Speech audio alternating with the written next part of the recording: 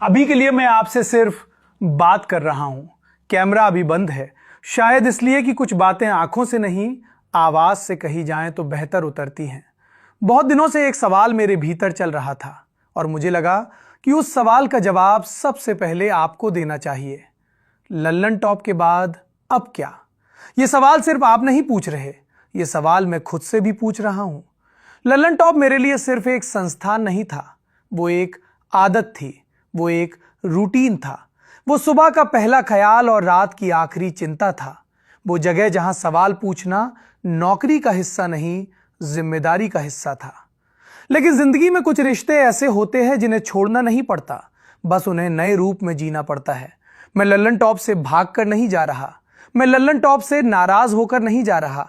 मैं बस अपने भीतर के उस पत्रकार की आवाज सुन रहा हूं जो कह रहा है, अब थोड़ा और जोखिम लो, अब थोड़ा और ईमानदार बनो, अब थोड़ा और अकेले चलो।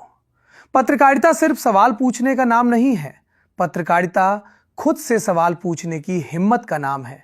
और यही सवाल मुझसे कह रहा था, क्या तुम वही कर रहे हो जो तुम सच में करना चाहते हो? तो आगे क्या करूंगा? सबसे पहले तो मैं वही करूंगा जो अब तक करता आया हूं, पढ़ूंगा, देखूंगा, सुनूंगा और सोचूंगा। लेकिन इस बार थोड़ा और खुलकर, इस बार किसी एक फॉर्मेट में नहीं, किसी एक प्लेटफॉर्म में नहीं।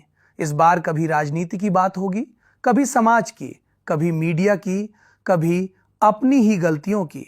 इस बार मैं आपसे कम एंकर की तरह और ज्यादा एक जिज्ञासु इंसान की तरह बात करूंगा। और हां, अभी मैं सिर्फ आवाज हूं, लेकिन जल्द ही कैमरे पर भी आऊंगा, क्योंकि कुछ सवाल आंखों में आंखें डालकर पूछे जाते हैं और कुछ जवाब चेहरे पर लिखे होते हैं।